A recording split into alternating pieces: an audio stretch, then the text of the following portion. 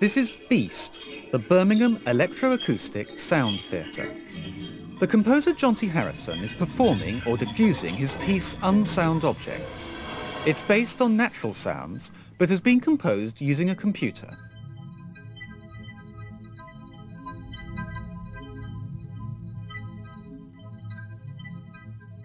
The audience hears the sound all around them, coming from 20 or more loudspeakers.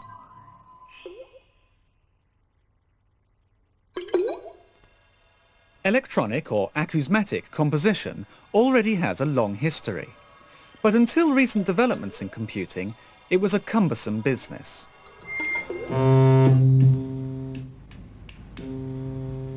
In the early 60s, the American composer Milton Babbitt worked with a massive synthesizer installed by RCA at the University of Columbia.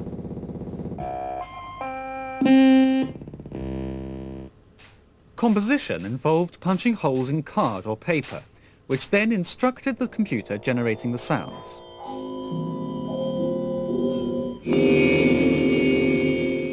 In the beginning, everything was measured according to rulers. I mean, a potentiometer is also nothing but a ruler. You can see how many degrees of volume you are able to distinguish. And the same thing is true for the durations of the sounds. We measured them all with a ruler in fractions of an inch. Tape is the key invention, really, because when you had tape recording, for the first time you were able to cut up sound with a pair of scissors.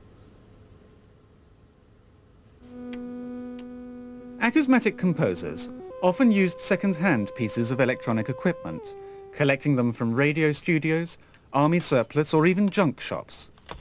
Sounds were recorded and edited on tape.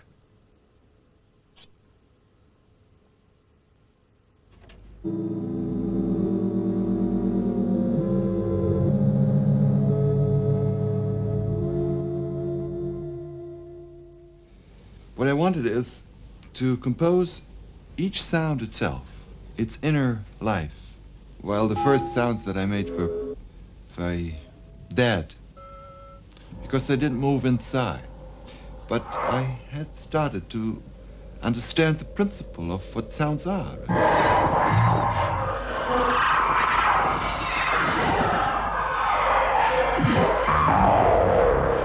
Once you have a sound on a fixed medium, recorded, in other words, that sound can be manipulated, and those possible manipulations give you, as a composer, a whole new realm to explore, the rules for which may be completely different from the rules governing instrumental and vocal composition.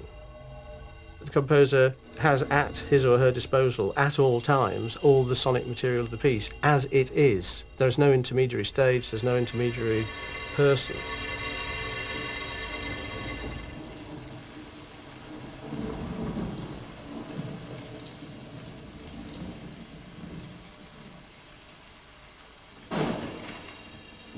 What we have now with computers, for me, is simply a transposition sideways, if you like, of all the techniques that were adopted and developed on the basis of tape technology. So you have multiple tape recorders or multi-track tape recorders, you have mixing desks, you have signal processing devices whereby sounds can be modified.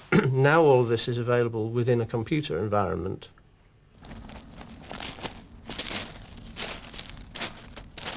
One of my indulgences to myself was to buy myself a portable DAT machine, digital audio tape, small cassettes. And this accompanies me on most of my journeys around the place. And if I find an environment or a sound or anything that I like, I'll usually cause great consternation to the rest of my family by demanding that we stop the car, that they all be quiet, and I go off and make recordings for about 25 minutes. I've got a sound here which is in fact the sound of fire.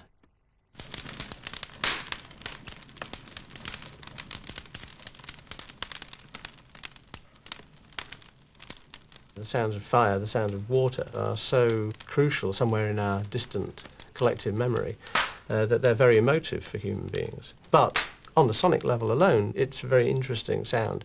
You get these sudden changes, there's sudden sparks and spits of the fire, and yet there's always this background sort of thing going on, and you're aware of the latent power, and you can hear that somehow in the sound. You can hear the power in the sound coming through. This is Pro Tools that I have on the system here, and in Pro Tools there are a number of things available as plug-in processors, they're called. So if we put in a device called a graphic equalizer, all this is a way of accentuating the various frequency components in a sound. If I now play the sound and I move the mouse over the fader positions, I'm actually changing those fader positions, and the sound will change in real time.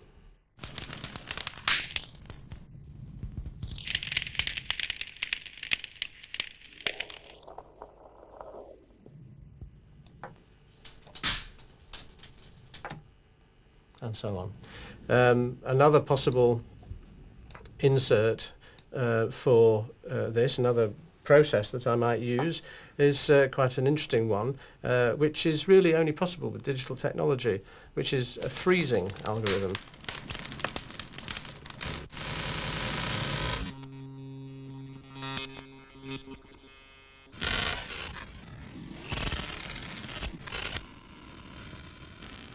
What I also can do, which works quite well, is that I can automate some of the changes that I might want to make. Pro Tools allows you to do this, and I've drawn a little graph here which says at this point load preset 12, at this point load preset 5, and so on.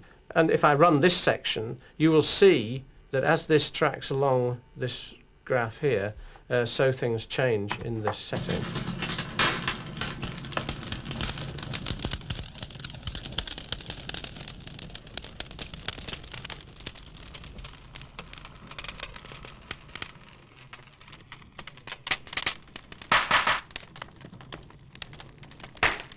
And I also have put in the graphic equalizer again on that. The faders here that are highlighted in green, I've also drawn graphs for, which means that when I run the system again, you will see these tracking together,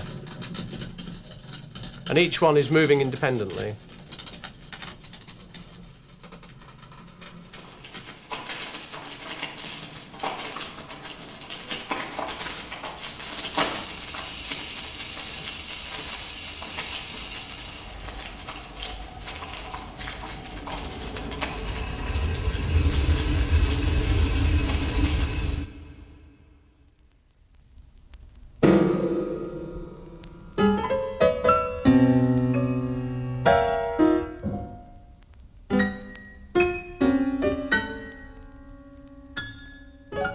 Joseph Anderson's piece is based on a piano work by John Cage, one of the great experimenters of 20th century music.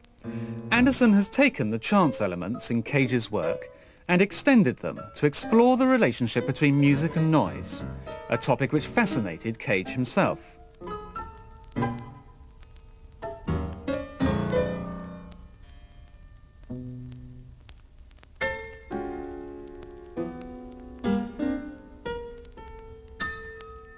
The three main types of starting material were the piano itself, the recording of the piano. I'm trying to remember. I think it must have begun for me. Then there's a recording of Cage speaking. Then the other sound material was, of course, the record noise. The piece is really an interplay between the collision of these different sounds, and sometimes it's more or less direct mixing, one placed on top of the other, or a cut from one to the other as side by side. Sometimes it's a bit more intertwined. The voice speaks with the sound of a piano.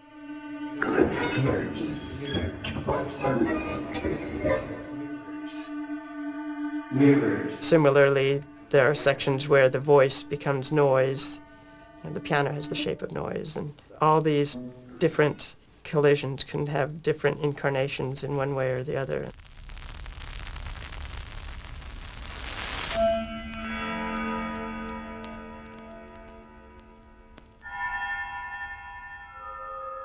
Making the impossible possible is what I look to the computer to do.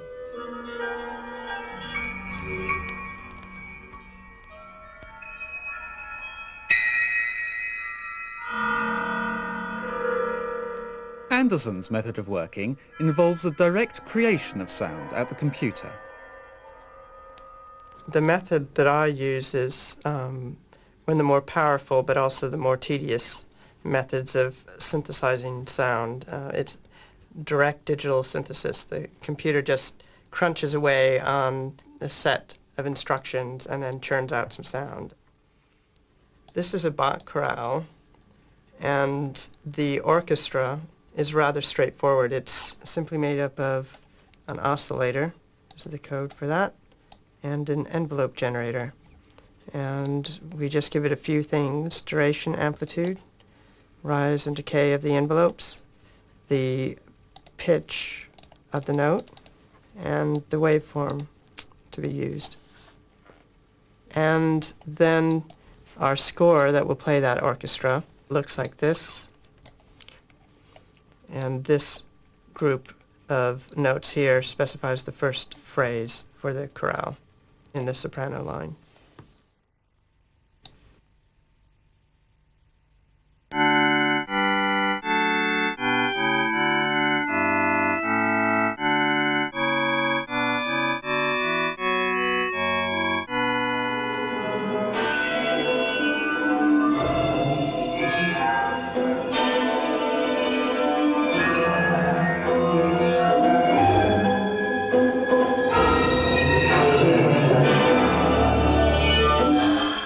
To synthesize new sounds, Anderson uses a program within the computer called a score preprocessor. Again, this screen looks like a whole bunch of numbers as well, but the numbers mean something different than notes. They're instructions to the score preprocessor to make a bunch of notes that make a certain kind of gesture shape. In this case, it's going to sound sort of like rattling a gamelan or bell. In a way, it's instructions to allow the computer to improvise. At the very top, we have a list of possible frequencies and the associated amplitudes that go with them. And this information here is derived from an actual analysis of the gong tone.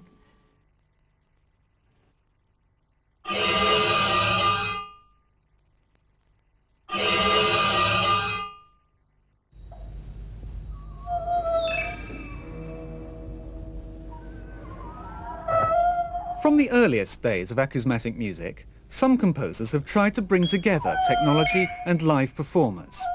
In the 60s, Stockhausen asked musicians to improvise and then used electronic equipment to process the sounds. The instrument, which is the source of the vibration, is no longer so important. What is important is what you do with it. That means, again, I can work now with all the traditional instruments. So I have the electronic equipment somewhere close to the players or in the hall. And the players produce the sound as live generators. And then, well, some other musicians sit in the hall and filter them, modulate them, distribute them in the hall, make them move between the speakers.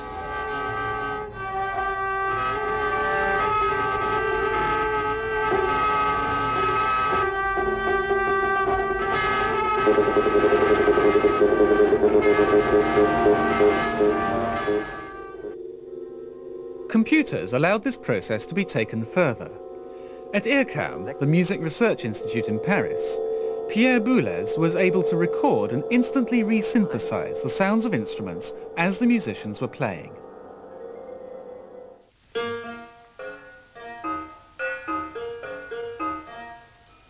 And now if I add a pedal to that, everything will be just related together.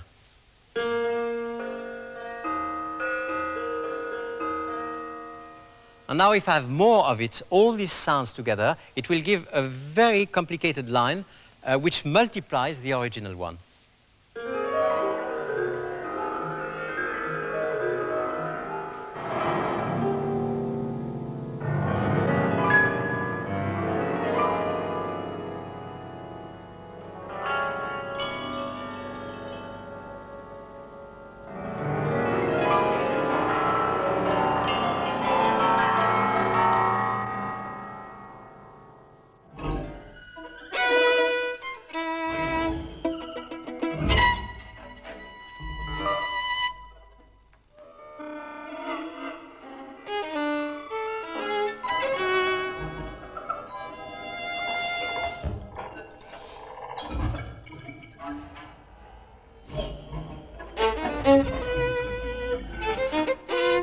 I've gone through certain phases in my compositional life. One being out-and-out acousmatic composer, where I said, stuff performance.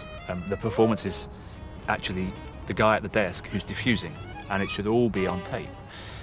But now I can see a lot of exciting opportunities for expressive performance and bringing the performer back on stage, because, let's face it, the visual element does help, and if you can combine the two, then why not?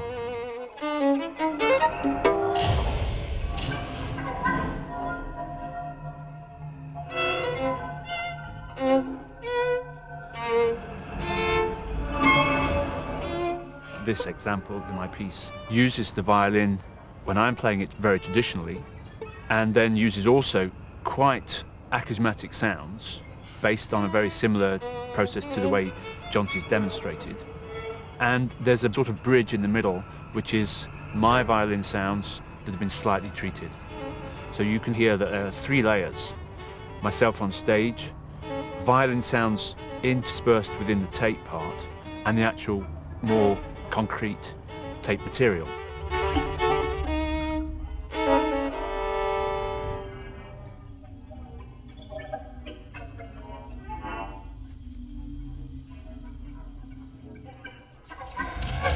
The way I've written this score is trying to put little upbeats and little pointers in the tape part that won't necessarily make it sound like a little click where it says, okay, you play now. But try and make these pointers part of the tape part, but also a very clear sound object upbeat for me to know, well, come in now.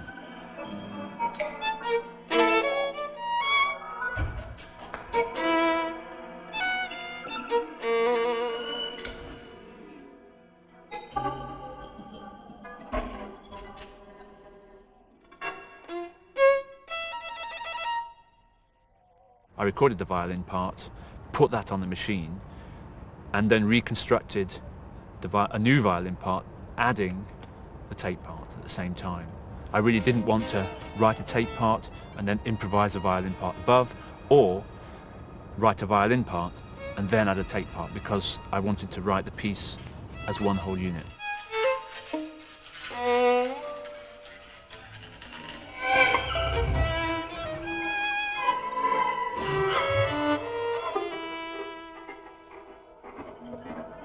At Beast, composers are closely involved in performance. Jonty Harrison operates the mixer which diffuses the sound to the network of speakers around the hall. It's actually the reverse of a normal mixer, where you bring many signals together and mix them down to just, say, one stereo. What actually happens here is that the stereo signal comes in and is then duplicated onto all the output faders. So instead of being, mixers usually described as so many in, so many out, like 24 in, 8 out or something like this, this is actually 12 in, 32 out, which is completely upside down. What is actually happening is that each fader is driving a particular amplifier, which in turn is driving a particular loudspeaker in the room. And so what you're doing is changing the stereo disposition between one stereo pair of loudspeakers and another. You need always, somewhere, at some point, to be able to bring the image very tight into the middle. And so we have what we call the main, some people call the solo speakers, which are the ones that are more or less right in front of me. But beyond that, I would also need some wider loudspeakers, so there's a wide pair. And I've put those on the mixer next door. With these two, I'm able to make the image expand and contract laterally. Another thing that we found always really to be necessary is that we need a pair of loudspeakers in the distance. And now these are in fact right up in the far corners. We've angled them in. So they're actually angled across quite a long way in front of me. I mean, the image actually thereby is maintained up there as a distant image, another plane behind this frontal array. And my distant speakers are there. Now, so far, that's 6 loudspeakers all in front of us. And, of course, we also can hear behind us, so we have a pair at the rear. Those are the most significant loudspeakers. If I were to make sudden motions of the loudspeakers, those would be the things that would give the cues to the listener that the sound is moving around. I would say the next most important things are these four, which are, in the case of these two, the subwoofers, or the bins, we call them the bass bins. In other words, very low frequency speakers. And then to complement the bottom end, we also have the top end, the tweeters. They don't require, like most cone and diaphragm type loudspeakers, these don't need any cabinets, which is great for us, because what we've actually done is put them on the end of these arrays that look something like umbrellas. And these actually go through an equalizer, so all you're picking up are the topmost frequencies, and it has the effect of lifting the image without you necessarily being aware that all the sound's coming from up there. It's not that effect, it's one of sort of lifting the image slightly and lightening it.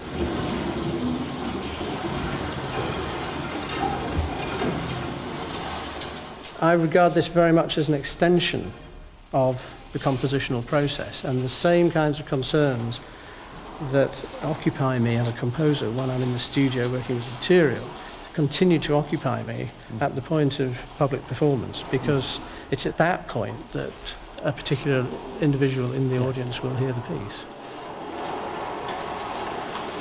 I think that our ears are very underrated. Our ears are capable of taking in and processing far more information than they're normally given credit for. There is a section where there are the sounds of footsteps on 3 different surfaces. One is gravel, one is shingle by the seashore, and the other is snow. Now, you cannot physically have those 3 coexisting, but they can coexist orally, and you could believe in them all.